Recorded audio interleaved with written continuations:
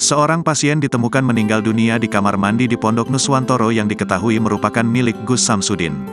Pasien berinisial SWT itu ditemukan tak bernyawa pada Senin, tanggal 11 Desember tahun 2023. SWT merupakan warga Kelurahan Moro Krembang, Kecamatan Krembangan, Kota Surabaya.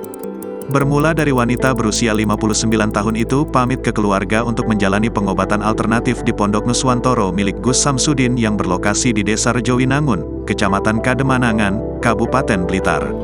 SWT berangkat dari rumah pada Sabtu, tanggal 9 Desember tahun 2023 pagi. Namun sampai hari Senin, tanggal 11 Desember tahun 2023, SWT tak kunjung pulang ke rumah. Hal ini membuat keluarga cemas hingga mencari SWT ke Pondok Nuswantoro yang dulunya bernama Padepokan Nur Zat Sejati itu.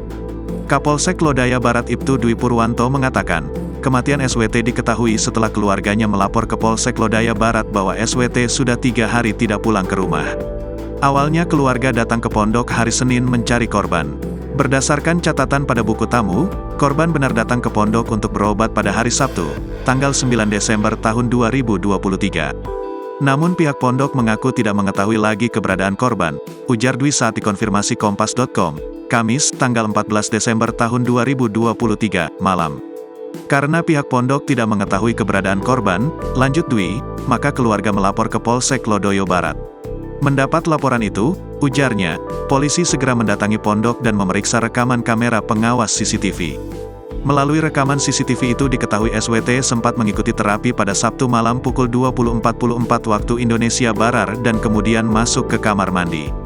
Atas dasar rekaman CCTV itu, kata Dwi, polisi lantas melakukan pengecekan ke kamar mandi di area pondok dengan kondisi pintu terkunci dari dalam. Pintu lantas didobrak dan didapati SWT sudah tidak bernyawa dengan tubuh telentang. Benar, korban berada di kamar mandi itu sejak Sabtu malam tanpa diketahui pengurus pondok.